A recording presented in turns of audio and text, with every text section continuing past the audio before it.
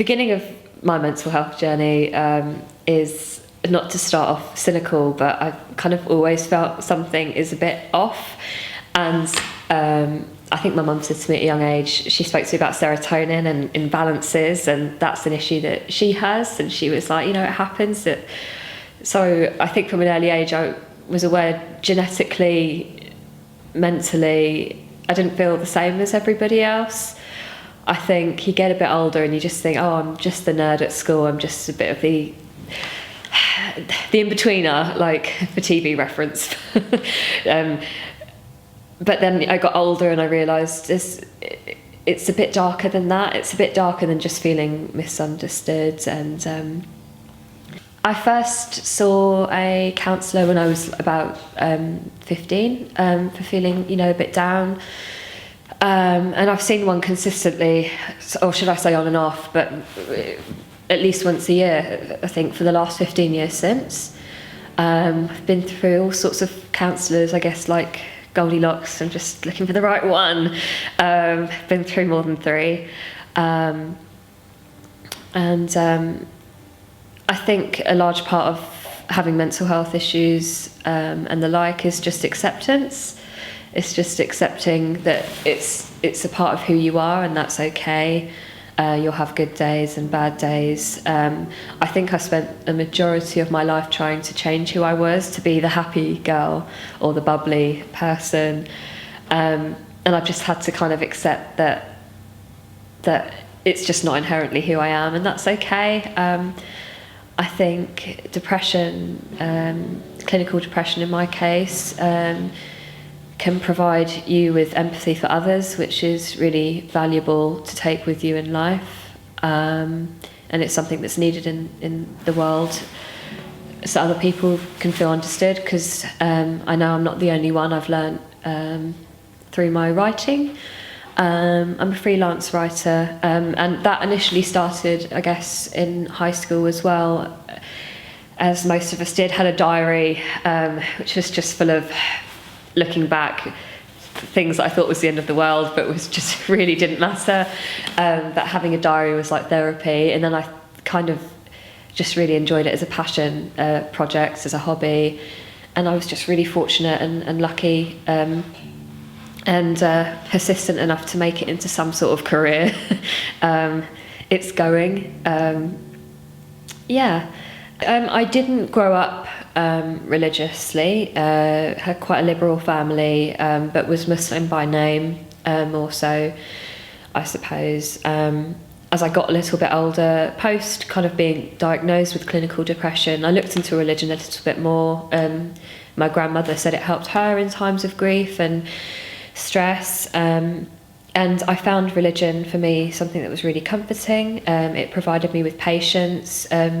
Prayer, particularly Islamically, I can speak for, is very similar to meditation and yoga in terms of the movements that you make, in terms of kind of having moments of silence, of reflection, time for gratitude. I found that incredibly helpful. I also started partaking in Ramadan, which is where you fast for a month, sunrise to sunset. And I think being a depressed person, my vices, shall we say, is junk food, drink, 4 drinks, cigarettes. So, which contradicts the religious part of it, actually. But, we're all trying. I take from religion what I need. I don't claim to go by the book exactly.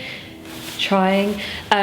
So Ramadan was really good in terms of abstinence. It helped me clear my mind, because I cleared my body, and I realised that the mind and the body must be in tune with each other in order to both function optimally. So religion has helped me practically and spiritually. I think years down the line it got difficult, because you're expected to fulfil these religious obligations, such as praying 5 times a day, which in a Western world can be hard. If you're in an office, like, hey, can I just go in a room for 10 minutes 5 times a day? Capitalism says no some of the time. And fasting became quite hard when I was super depressed, and you do just kind of want to stay in bed with a cup of tea. And I think that's where I struggled, because I felt like perhaps I wasn't good enough to take part in my religion because I wasn't able to fulfill all the requirements. So I had some conflict there. But I think ultimately, with time, I've just learnt that you can only do what you can. And depression is about survival. So anything that will help me survive, I'll take it. Whether it's cognitive behavioural therapy, CBT via the GP, whether it's fasting, whether it's time in the mosque for reflection, whether it's yoga, etc. I've learnt that, I'm just trying to survive, and eventually, hopefully it'll become thriving, not just surviving. I think the first time I wrote something and somebody responded to me, maybe on Twitter or LinkedIn or any of those platforms, and they said, this really helped me, I was feeling a certain way, and reading that made me feel less alone. And I think for the first time in my life, I thought, oh, this is what I'm meant to do. And I think people can relate when they find that thing, and you think, oh, this is fulfillment. It's not just paying the bills. It makes me feel like life is worth living, and it's not all for nothing. And I think selfishly, or kind of, I was going to say more importantly, which makes it selfishly, is then you realise you're not alone either, and it kind of gives you a sanity check that the feelings that you feel are quite normal. They certainly can be. Creative writing, and I mean, I guess what I've done more professionally of late would be first person pieces, opinion pieces. I'm really, really fortunate, because for me that's just therapy. It's getting it out there, and from your mind to the paper, it's quite a relief. It's a weight off the shoulders. I've been really lucky to make a career of it. I'd certainly recommend journaling or writing to anybody who's got a lot on their mind. I think it can help put things into perspective.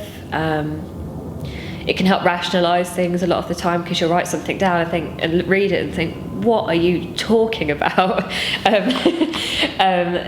So I find that really helpful. It's a way of being your own friend, I would say, creative writing is, because it's a way of just seeing your brain on paper and being able to communicate that back and forth and help yourself come to the right frame of mind, if that makes any sense. Maybe not. It would if I wrote it down, I think.